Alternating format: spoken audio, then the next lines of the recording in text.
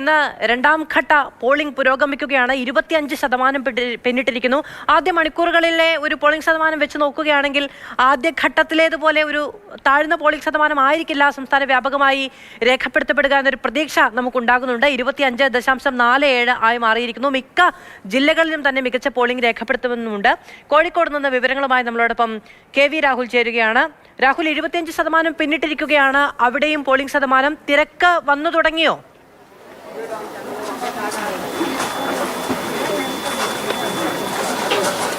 മധു, നമ്മളിപ്പോൾ ഉള്ളത് ഏറാമല ഗ്രാമപഞ്ചായത്തിലാണ്. പഞ്ചായത്തിൽ രാഷ്ട്രീയ ചൂരും പോരാട്ടവും അത്രയധികം ഉയർന്നു നിൽക്കുന്ന പഞ്ചായത്താണ്. 2015 മുതൽ ഇങ്ങോട്ട് UDF RMP പിന്തുണയിൽ നിലനിർത്തി വരുന്ന പഞ്ചായത്ത് കൂടിയാണ്. അത് തിരിച്ചു പിടിക്കാനുള്ള പെടാപ്പാടാണ് ഇടതുപക്ഷം CPM പ്രത്യേകിച്ച് നടത്തിയിട്ടുള്ളത്. വലിയ നിരയാണ്, വോട്ടർമാരുടെ തിരക്കാണ് ഇവിടെ അനുഭവപ്പെട്ടുകൊണ്ടിരിക്കുന്നത്. നെല്ലാച്ചേരി LP സ്കൂളിലാണ്. കുറഞ്ഞത് 60 പേരെങ്കിലും വരി നിൽക്കുന്ന ഒരു ബൂത്താണ്. അതിലൊരാളായി KK രമ MLA കൂടി ഈ വരിയിലുണ്ട് എന്ന് തന്നെയാണ്. കാരണം അത്രയധികം വലിയ ഒരു പോരാട്ടം നടക്കുന്ന ഒരു പഞ്ചായത്താണ്. ഓരോ വോട്ടും അത്രയും നിർണായകമായ ഒരു മേഖല കൂടിയാണ് എന്നതിനാൽ പരമാവധി ആളുകളെ ബൂത്തിലേക്ക് കൊണ്ടുവന്ന് വോട്ട് രേഖപ്പെടുത്തുക എന്നൊരു ഉദ്ദേശത്തിൽ തന്നെയാണ് എല്ലാ രാഷ്ട്രീയ പാർട്ടികളും രാഷ്ട്രീയ മുന്നണികളും ഉള്ളത് എന്ന് തന്നെയാണ്. ഏതായാലും ഈ മേഖലയിൽ ഇത്രയധികം തിരക്കുള്ള ഒരു ബൂത്ത് ഏതായാലും ഈ ഒരു മണിക്കൂറിൽ നമുക്ക് ഇവിടെയാണ് കാണാൻ കഴിയുന്നത്. ഒപ്പം തന്നെ വോട്ട് രേഖപ്പെടുത്തി കുറച്ച് ആളുകൾ പുറത്ത് കാത്തിരിക്കുകയുമൊക്കെ ചെയ്യുന്നുണ്ട്. ആരോഗ്യപരമായ ബുദ്ധിമുട്ടുള്ള ആളുകളെയൊക്കെ പരമാവധി ബൂത്തിലേക്ക് കൊണ്ടുവരികയും ചെയ്യുന്നുണ്ട്. അമ്മ അതുപോലെ വോട്ട് ചെയ്തില്ലേ? എങ്ങനെയുണ്ട് നമ്മുടെ ഒരു അവസ്ഥയൊക്കെ, രാഷ്ട്രീയ അവസ്ഥയൊക്കെ? ഇപ്പോൾ നല്ലോണം വിജയിക്കണ്ടേ, എല്ലാ പാർട്ടിക്കും വിജയിക്കണം, നല്ല ഉണ്ടാവുമല്ല. വോട്ട് ചെയ്തതിന് ശേഷം ഇരിക്കുക അല്ലേ? വോട്ട് വണ്ടി വെയിറ്റ് ചെയ്ത് നിൽക്കുക. അങ്ങനെ നമ്മുടെ അത്രയും രാഷ്ട്രീയ പോരാട്ടമുള്ള ഒരു സൈലന്റ്, വളരെ സൈലന്റ് ആയിട്ടുള്ള ഇതാണ് ഇത് അല്ലേ? ബൂത്ത് വളരെ സൈലന്റ് ബൂത്തല്ലേ? സൈലന്റ് ആണ്. ഗംഭീരമായിട്ട് എല്ലാവരും ജയിക്കട്ടെ. ഒരു രാഷ്ട്രീയ കാറ്റൊക്കെ എങ്ങനെയാണ് തോന്നുന്നത്?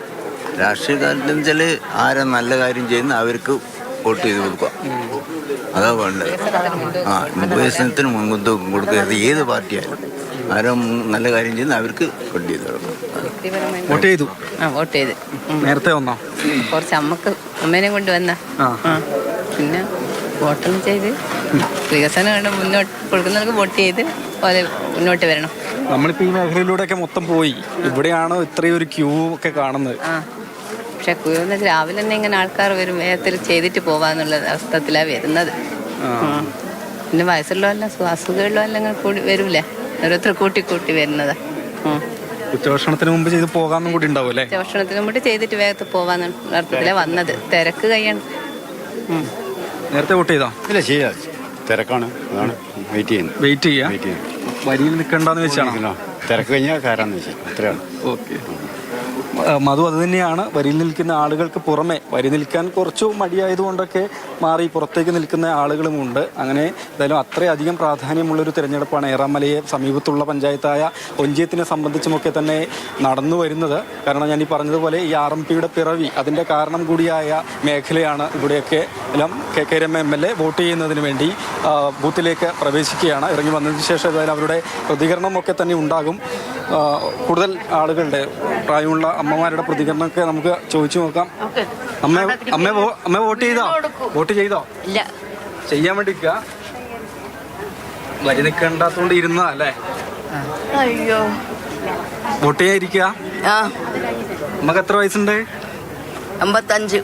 85. എങ്ങനെയുണ്ട് ഇപ്പോഴത്തെ ഒരു അവസ്ഥയൊക്കെ?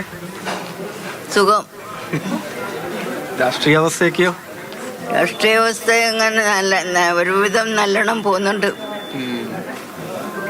എന്തായാലും വോട്ട് ചെയ്യണം എന്ന് വിചാരിച്ചതല്ലേ? നല്ല വ്യക്തിക്ക്, നല്ല വ്യക്തിക്കാണ് വോട്ട്. ഓക്കെ, MLA ഇവിടെ ഉണ്ട്, അടുത്ത് തന്നെ ഉണ്ട്. അതിൽ വോട്ട് ചെയ്ത് ഇറങ്ങി വന്നതിന് ശേഷം MLA യുടെ പ്രതികരണം കൂടി നമുക്ക് ലഭ്യമാകും. മാധു.